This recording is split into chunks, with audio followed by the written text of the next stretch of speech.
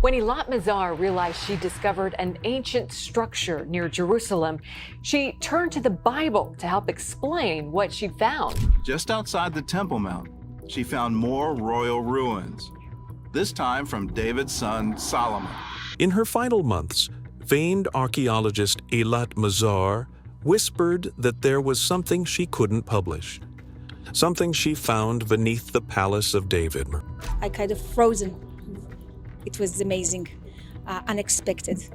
And I thought, oh, wow, so much gold. What am I going to do?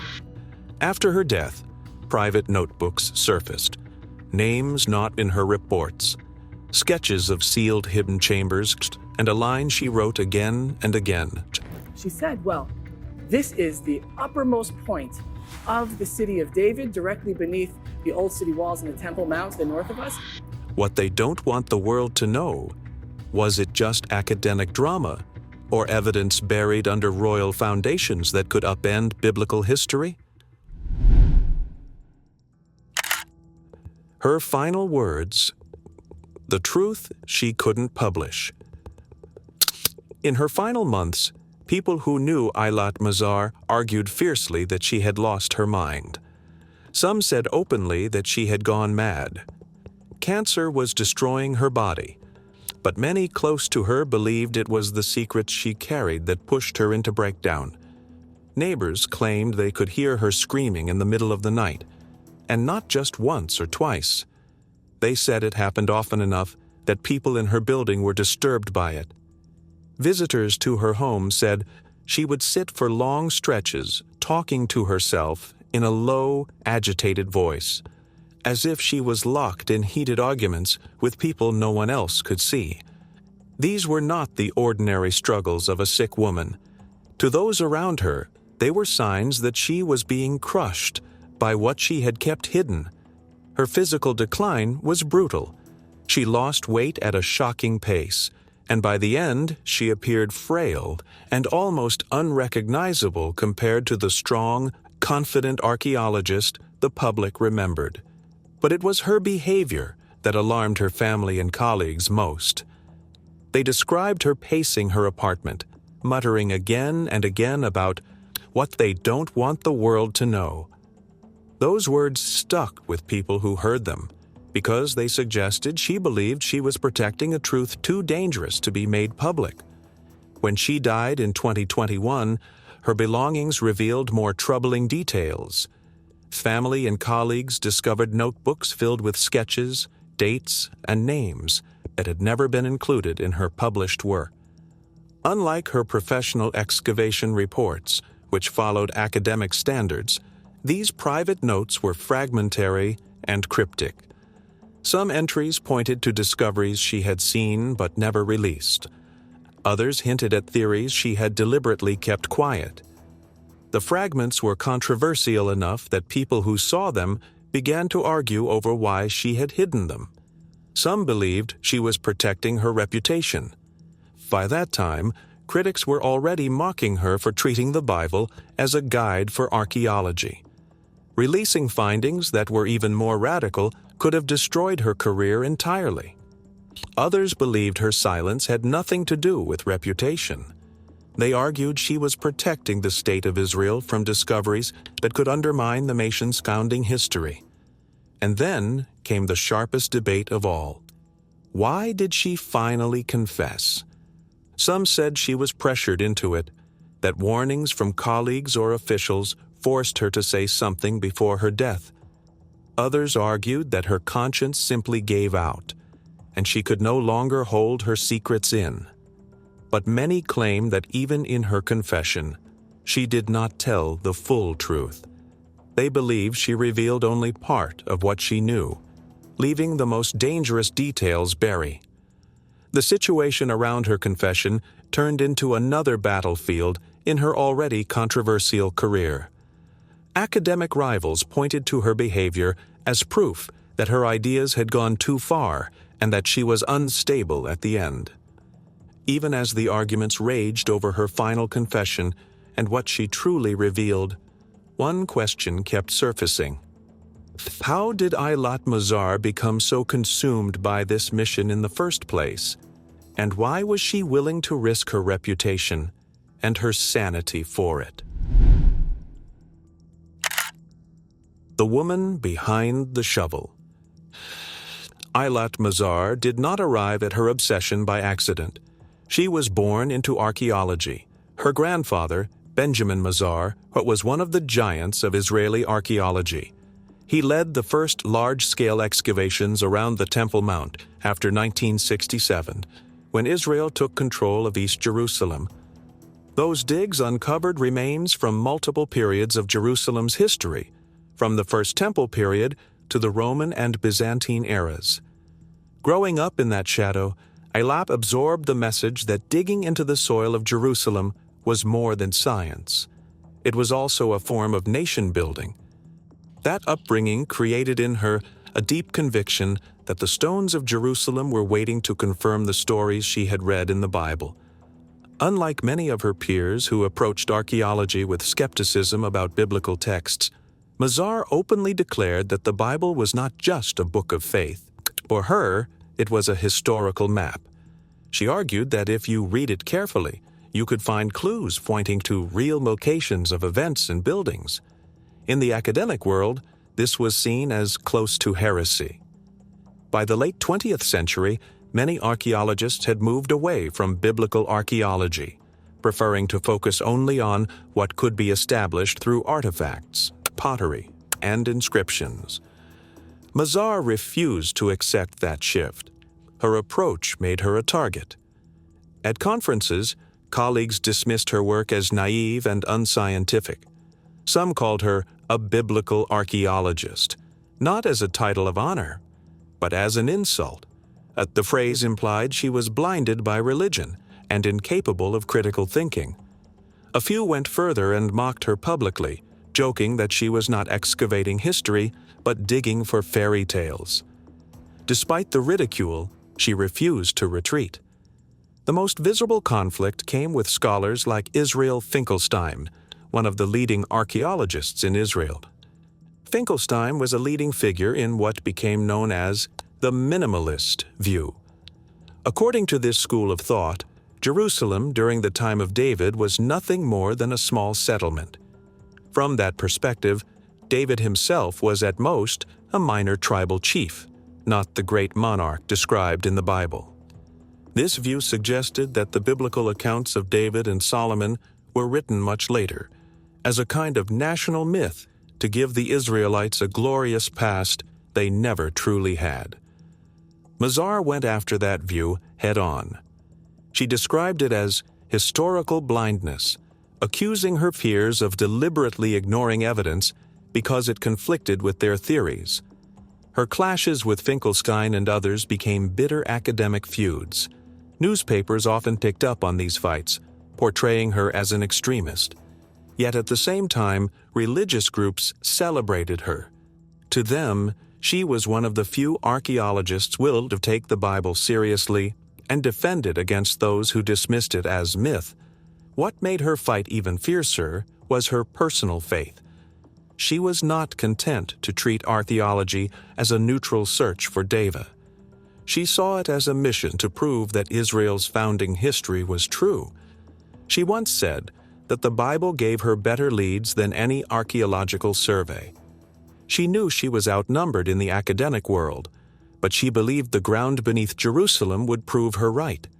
Her willingness to take that stand and to face mockery for it set the stage for the discoveries that would soon put her name at the center of global debates about King David, the Bible, and the history of Jerusalem.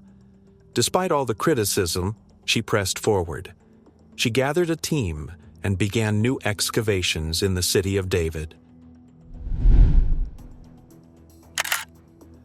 The bully that shouldn't exist. In 2005, during her excavation near the large stone structure in the city of David, Eilat Mazar and her team uncovered some of the most shocking finds of her career.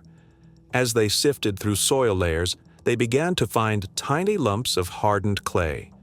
At first glance, these fragments looked unremarkable, but careful cleaning revealed faint markings pressed into their surfaces.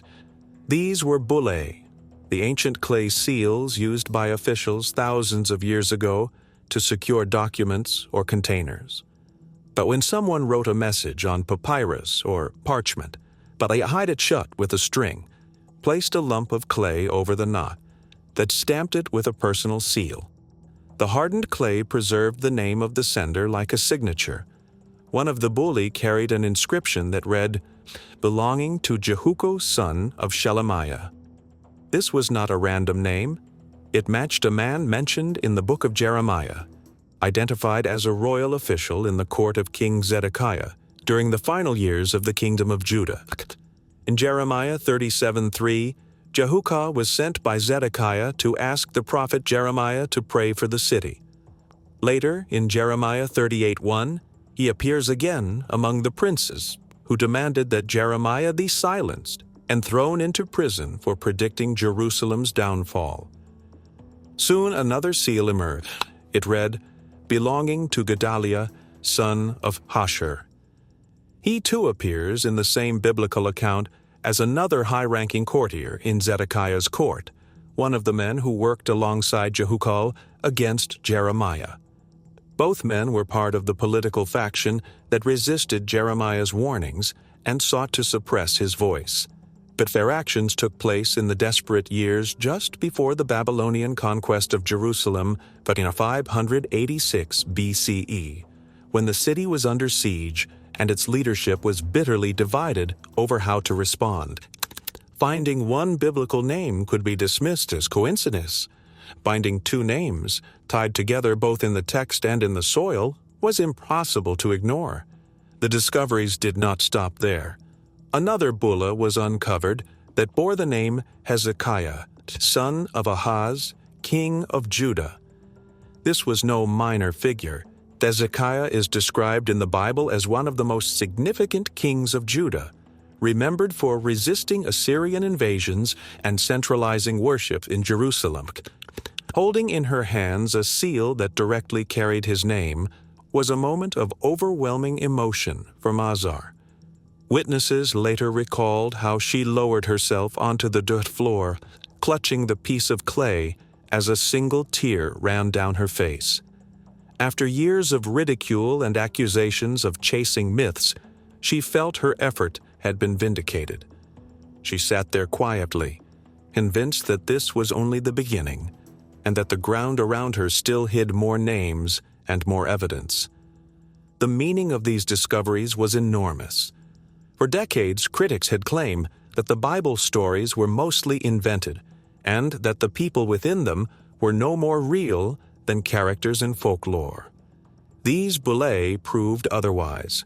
They showed that the individuals named in Scripture were real men, alive and active in Jerusalem's political life. Their presence near the structure Mazar had identified as David's palace suggested a continuity of administration that tied biblical accounts to the physical landscape of the city. Critics, however, did not back down quietly. They argued that while the bullae were authentic, they belonged to a later period, around the 7th or 6th century BCE, long after David. They insisted that these finds could not prove the existence of a 10th century kingdom, but even they had to admit something they had long resisted. The bullae proved that names from the Bible were not fictional. They forced the scholarly world to accept that Jerusalem's biblical figures had left behind fingerprints pressed into clay. Still, Mazar wasn't done yet.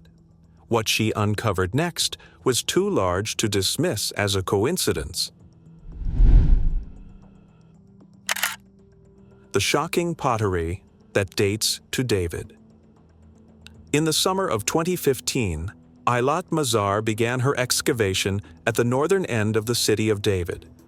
It did not take long before her team uncovered something that did not belong in the expected timeline of Jerusalem's development. Beneath layers of later construction, they found monumental walls unlike any house, storage building, or small fortress known from that era. These walls were built on a scale that stunned even experienced archaeologists. They measured close to 6 meters in thickness and were constructed of dressed stones that had been cut and fitted with precision. In addition to the walls, there were signs of towers and large gateways, elements that did not fit the image of a 10th century hilltop village. As her team carefully dug deeper, they began to recover pottery fragments embedded within the foundation layers. Pottery is one of the main tools archaeologists use to establish dates, since styles and shapes change in known patterns over time. The pottery found at the site matched the Iron Age II period, specifically the 10th century BCE. That was the period traditionally linked to the reign of King David. To Mazar, this was not a coincidence. The pottery provided a clear clock, and it placed the construction of the massive structure directly in David's time. The scale of the find reinforced her conviction. Some of the stones weighed several tons. They were not rough field stones piled together, but carefully cut blocks meant for monumental architecture. Smaller communities in the region had neither the manpower nor the wealth to cut and transport stones of that size. The presence of towers and gateway foundations further suggested an important administrative or royal building. The scale alone was evidence of centralized power, not the work of a village chieftain. At this stage, Mazar advanced what became known as her royal hypothesis. She argued that the building was not just an impressive fortress or administrative center. She concluded that it was the palace of King David, the same residence described in the book of Samuel. The Bible records that Hiram, king of Tyre, sent skilled builders, carpenters, and cedar wood to David in order to build a royal house. To Mazar, the use of foreign craftsmanship and expensive materials explained the unusual size and construction quality. It was during this time, according to later reports, that Mazar came across the shocking findings she never published in full. These were the discoveries she would only allude to years later in her final confession. If she had uncovered evidence of that scale so early in her excavation, then it meant she kept parts of it buried for decades. But before that, critics moved quickly to challenge her conclusions about David's palace. Some argued that the walls could belong to a later period, perhaps the 9th or 8th century BCE, when Jerusalem was expanding under other kings. Others suggested the structure could have been a fortress, a temple, or a large public building rather than a palace. Yet the combination of pottery dating, the monumental scale, and the placement at the highest point of the city of David matched the biblical description too closely to ignore. Even those who opposed her were forced to admit that the discovery was a problem for the minimalist view that Jerusalem in David's time was nothing more than a poor tribal village. The large stone structure shifted the debate. It was no longer just about whether David was real. The evidence pointed to a monumental complex in Jerusalem during his era. That meant a level of organization and wealth consistent with a kingdom. Her next step would take the argument even further. To strengthen her case, she turned to the massive terraced rampart running down the slope of the city of David. The Millo connection. On the steep slope of the city of David stands one of the most puzzling features of ancient Jerusalem, the stepped stone structure. Rising more than 20 meters high, it looks like a massive staircase of stone blocks built into the hillside. Archaeologists had known about it for over a century, but most dismissed it as little more than a retaining wall, designed to keep smaller houses from collapsing down the slope. Even so, its enormous size made it difficult to explain. Villages did not normally build such colossal supporting works. When Eilat Mazar began her excavation in 2005, she noticed something that other archaeologists had missed. The monumental walls of the large stone structure, which she identified as David's palace, seemed to connect directly into the top of the stepped stone structure. To her, this was not an accident. She argued that the stepped stone structure was actually the Millo, a fortification mentioned several times in the Bible. In 2 Samuel 5:9, the text states that after conquering Jerusalem, David fortified the city from the Millo inward. Later, in 1 Kings 9:15, the Bible records that Solomon also built and strengthened the Millo. The Hebrew word is thought to mean fill or terracing, describing a massive system of stone layers used to secure and fortify the hillside. If Mazar was right, the ruins on the slope were not a meaningless pile of stones.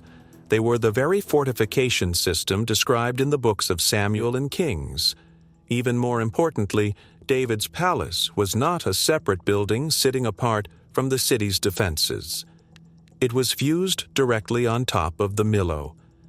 This meant the king's house was also part of Jerusalem's military heart.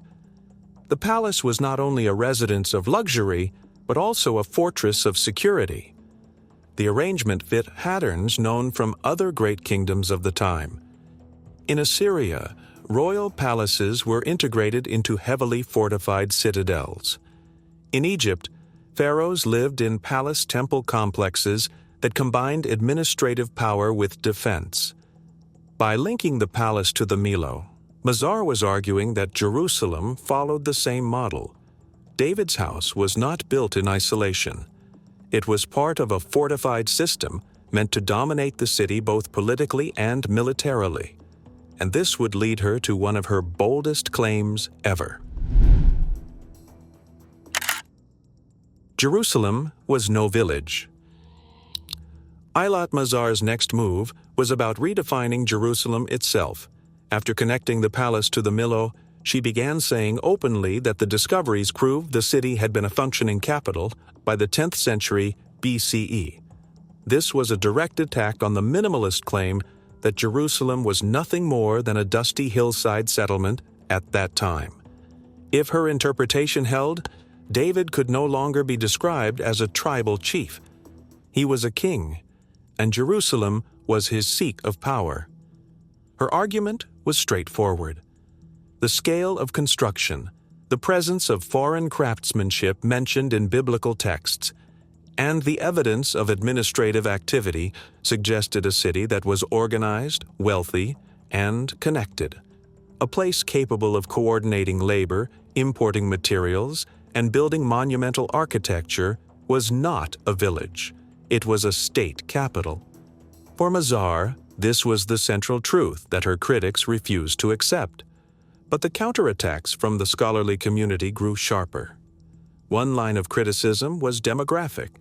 Archaeologists pointed to population estimates for Judah in the 10th century. Based on surveys of rural sites, they argued the population was far too small to sustain an urban capital. A few thousand people, they claimed, could not have provided the labor force or resources to support a palace and major fortifications. To them, this was proof that Mazar's conclusions were inflated. Another argument focused on comparative archaeology. Critics noted that other cities in the region, such as Samaria or Megiddo, showed clearer evidence of monumental building in the 9th century, not the 10th. They claimed that Jerusalem only reached that level of development later, under different kings. By tying her finds to David, Mazar, in their eyes, was pushing the evidence back by a century without justification. There were also methodological challenges. Scholars accused her of relying too heavily on pottery dating, which, while useful, is not precise down to a single generation. Some claimed the layers she used to assign her discoveries to the 10th century could just as easily belong to the 9th. If that was the case, then her palace would not belong to David at all. It would belong to a later, less legendary king. Mazar dismissed these arguments as excuses. She argued that critics were so committed to minimizing the Bible that they overlooked what was right in front of them. To her, the size of the ruins and the dating of the pottery fit the biblical timeline too closely to be coincidence. She insisted that if Jerusalem were truly only a small village, there would be no need for the kind of monumental construction she had uncovered. The debate spilled well beyond archaeology. religious leaders and nationalist groups seized on her claims, using them to argue that Israel's ancient past was not just real, but grander than many scholars admitted. Meanwhile, her critics doubled down, warning that archaeology was being politicized and that claims about David's Jerusalem were being weaponized in modern debates over land and history. Yet through all of this, Mazar never once retracted her claims. Even as her health began to fail, she stood by her interpretation that she had uncovered the palace of Israel's most famous king. Eilat Mazar's decline came at the same time that she became increasingly isolated in her professional life. Religious groups and nationalist circles continued to celebrate her as a defender of biblical history, but within mainstream archaeology, she was increasingly pushed aside. Funding became harder to secure, and she was invited less frequently to conferences. Rumors later circulated that during this period she was depressed and heavily burdened. The constant rejection from academic colleagues, combined with her illness, weighed on her deeply. Some said she seemed exhausted not just from cancer, but from carrying secrets that she had not yet shared. Those close to her suggested that she felt she could not leave the world without speaking at least part of what she believed she had discovered. It was just months before her death that she finally gathered a small team of trusted colleagues and revealed what she described as her biggest secret and most explosive finding. The darkest confession. According to sources, Mazar revealed that beneath the large stone structure, the building she had identified as David's palace, her team had come across evidence more disturbing than anything she had made public. Jerusalem had produced examples of unusual burials before, including deposits of dogs that archaeologists had linked to ritual practice. But what she found went beyond even that. The leaked accounts claimed that she had uncovered ritual deposits under the palace foundations. These included animal remains, traces of blood, and possibly even fragments of human bone. If true, the implication was that the palace had not only been raised on stone, but had been consecrated through ritual sacrifice. In ancient cultures, foundation sacrifices were sometimes performed as offerings to secure divine favor or to sanctify important structures. Mazar's claim, if accurate, suggested that such rites were carried out at the very heart of Israel's monarchy. The possible parallels in the Bible were chilling. Scripture is filled with references to blood rituals. Animal sacrifices were central to Israelite worship, yet the prophets condemned the forbidden rites of surrounding nations. The Canaanites were accused of child sacrifice, and the cult of Molech is described in the book of Leviticus as one of the abominations of the land. If David's palace was literally built on such deposits, it would blur the boundary between the practices the Bible condemns and the history it seeks to uphold. Scholarly reaction to this alleged confession has been divided. Some historians believe that if Mazar did uncover such remains, they may represent ritual activity predating David, possibly Jebusite practices incorporated into the foundations of the city. Others argue that even if sacrifices were made, they cannot be linked directly to David or his court, since foundation deposits were common throughout the ancient Near East and may have reflected cultural norms rather than individual choices. A small but vocal group, however, has suggested that the evidence, if genuine, points to a deliberate silence on Mazar's part.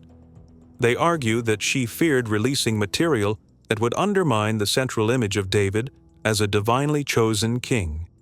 The possibility that Israel's most famous monarch could be connected, however indirectly, to blood rituals is an idea that unsettles both religious and secular scholars. For religious communities, it clashes with the portrayal of David as the man after God's own heart. For academics, it raises the uncomfortable possibility that biblical Israel may not have been as distinct from its neighbors as often claimed. This is likely why Mazar kept it secret. Publishing such a claim during her lifetime would have brought immediate condemnation from religious leaders and further isolation from her peers. To her, the risk of destabilizing both faith and scholarship was too great. Yet in the end, she could not keep it buried. What do you think about Mazar's confession? Comment down below.